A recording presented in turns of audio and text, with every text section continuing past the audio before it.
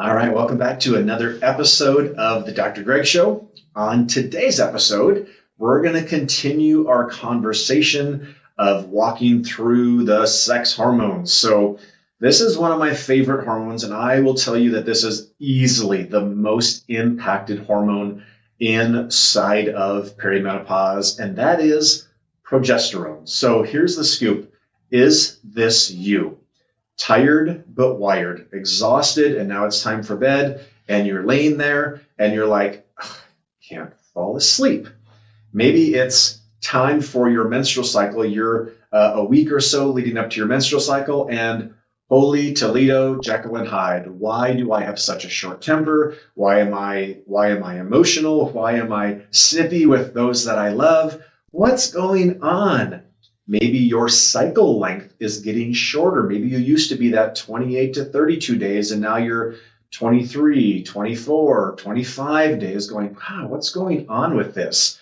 I had a patient yesterday whose husband honestly asked her if she was bipolar because, and again, there obviously is such thing as bipolar, but what he was really trying to say in bro talk, and guys, women, give your guys some grace inside of this. At least he was able to say something. He probably didn't say the right words, but what he was really saying was, you seem to be a kind of two different people throughout your cycle. You see, progesterone's the brake pedal.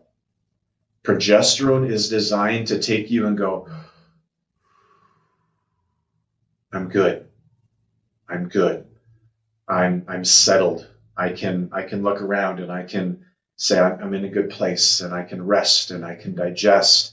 And many other things that happen with lack of progesterone is we see things like GI issues, bloating, weight gain, because your body has the inability to slow the nervous system down. So now also, not to throw a monkey wrench inside of this, but there can also be hypothyroidism, so a non-functioning or non-optimally functioning thyroid gland along with low progesterone. And now you're like, crap, well, let me just complicate it even more. The other thing that I see most common is insulin resistance. So now we have too much insulin in the blood plasma. And then I many times see low vitamin D along with it as well. Oh, and then I'll see high cortisol. What? You see, what I'm trying to really say is it's a lot more than just one hormone, off mark, fix that, you're good. You see, in Western medicine, the philosophy many times is we're looking for the silver bullet. What is the diagnosis? And what I want to say to that is that has not been serving us well, right? Like, what does Dr. Phil say? And how's that treating you, right? Not so good. We have to look for 100 golden BBs. We have to have the ability to zoom out and look at the entire body as a whole and understand what's going on in the rest of the system. So let's recap a little bit. Where is progesterone inside of the whole hormone cascade? So remember, we've talked about this before. All of our sex hormones start with cholesterol, and then they go through what we call a rate limiting step through the thyroid gland. So if your thyroid is under functioning, good luck. It's just, it's like a garden hose that has like such a small opening that no matter how fast your faucet can push water out, that garden hose can only take so much at a time. And then it goes into, remember we talked about on the last episode, we talked about pregnenolone, which is our mother hormone.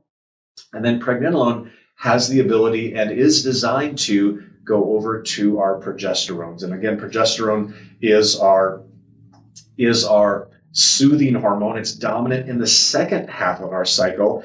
And why it's dominant in the second half of the cycle, because during your menstruating years, if you so you ovulate, so then your body is fertile. So should you conceive, then your body needs to like slow things down. It needs to allow implantation into the uterus. It needs your body to be in a state of neurology where it can create an environment early on for that little one to develop inside of you. Now, what we're going to talk about labs, and what I can tell you right off the bat is there is no good lab marker. Yes, you should see a lower progesterone in the first half of the cycle. You should see a higher progesterone in the second half of the cycle. I do like running labs in more of that luteal, like day 18 to 21 of a woman's cycle, but at the end of the day, and this is what one of the physicians, when I did my work through the World Lake Medical Bioidentical Hormone Replacement Therapy certification, he said, don't worry so much about the lab values. Start asking your patients questions. Here are the litany of symptoms that are associated with progesterone. What are you experiencing? So that would be my question. And by the way, we have an amazing hormone symptom tracker. I think we'll put it in the show notes. Feel free to jump in there and fill that out, and it'll give you like a score. And you're going to be like, oh my gosh. And by the way, it's not just for sex hormones. It's for insulin and cortisol and thyroid and vitamin D and progesterone and estrogen and testosterone. You see, progesterone really isn't just a fertility hormone, though it is a fertility hormone. And actually, many women have used progesterone when they've suffered with things like miscarriages, because progesterone is designed to put the female's uterus in a place where you're like, hey, we're good. Let's let this little one stay inside of here, right? In addition to that, almost think of it like an anti-anxiety med, right? Like it's kind of like God's Xanax, for lack of better terms. It is designed to slow a girl down. So when it drops, things like anxiety, irritability, insomnia, those are real things that happen. My wife, after the birth of our fifth and final baby, started having 2 cycles a month. She was not sleeping. Like the wheels literally fell off of my bride. It's not just stress and aging, but stress can have an impact. And yes, physiological aging can put you more in a state of that, but really it means that you're out of sync. And a lot of women are like, yes, that's exactly how I feel. So again, now let's zoom out again. Let's look at the hormones as a whole. So estradiol or estrogens are more like the gas pedal. They're telling your body, let's go, like rock and roll. Come on, we got to rock and roll.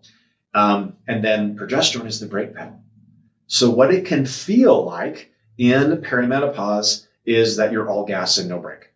And there is no ability for you to sit and rest and for your body to recoup and rejuvenate. And that, and then what can happen potentially as well, and you can actually test for this, there can then become estrogen dominance. And estrogen dominance, ladies, is a very real thing. Breast cancer, uterine cancer, ovarian cancers, many times have associations with estrogen dominance. Now, why are women in today's day and age having a greater impact on with perimenopause than maybe your mom or your grandma or your great grandma? And the reality is toxic burden, caffeine overload, as I have a cup of coffee beside me here, toxin exposure, sleep, the family, the stress of the family. Many women are working professionally. They're chasing kids to Lord only knows how many events. There's no such thing as Sabbath or a day off anymore. And if there's a day off, it's like we're actually not taking rest. And I firmly believe that is one of the main lost, beautiful things that this world, I think, should have. I've said this on previous episodes. When I grew up in the 80s, Wednesday nights, there were no events because it was church night. Sundays, every store was closed so that you didn't have the excuse to go out and do a bunch of things. And I would love for there to be a return to Sabbath. And what does that look like? So the other thing we talked about, remember we talked about pregnenolone steal, right? Because pregnenolone has the ability to go over to progesterone, but if your system is in high ramp and your system is stressed out, then instead of going from pregnenolone to progesterone, you go from pregnenolone to cortisol. So I see high cortisol when tested appropriately in a lot of women as well. So what are some symptoms of low progesterone? Can't fall asleep, or once you fall asleep, you're not sleeping well. Maybe you're getting up in the night. Anxiety, anxiousness that kind of comes out of nowhere, especially when you get close to your menstrual cycle. Tender breast tissue, PMS, mood swings, spotting before your period. This is something that my wife had. She was actually essentially having like what felt like 2 cycles. Weight gain around the middle. Big thing here, because we talk about, I've heard the term called the mushroom top. It is what it is. And a lot of times that can be estrogen and estrogen dominance. Feeling revved, like I'm revved up, but I'm exhausted. So you're probably like, yes, yes, check, check. That's me. And what I want to say to you is, I see you, I hear you, and some women are also like, why is there a middle-aged guy here sitting and talking about perimenopause? And I'll be honest with you, I'm not just a guy, I'm a husband. And these are the exact things that my wife went through. And so, yeah, I went back to college and I took advanced classes and I learned a ton about this selfishly for my girl, for the bride of my youth, for my best friend. And then as it continued to go through my head, I'm like, oh my word, as I was talking to women after women after women in my practice, I had a lot of women that were just like my wife. So who am I as a guy that has this information to keep it to myself? Who am I to say, oh, this is just for my girl? Because the reality is I exist in this practice to bless families, to bless families. And what I know is that my wife would tell you that she's a better mommy, she's a better wife, she's a better daughter, she's a better coach because she feels better. And honestly, I want that for you. So that's why you have a middle-aged male talking about women's hormones. Drainage and detox. Like, what do we do about this? By the way, the liver has a huge role with your hormones. So your liver, it does a lot of things. I've called it the most overworked, underpaid organ forever. But your liver is actually responsible for the movement of estrogen and progesterone at ovulation and then again at menstruation. So there's a huge part of that. By the way, your liver converts about 60% of inactive thyroid hormone to active thyroid hormone.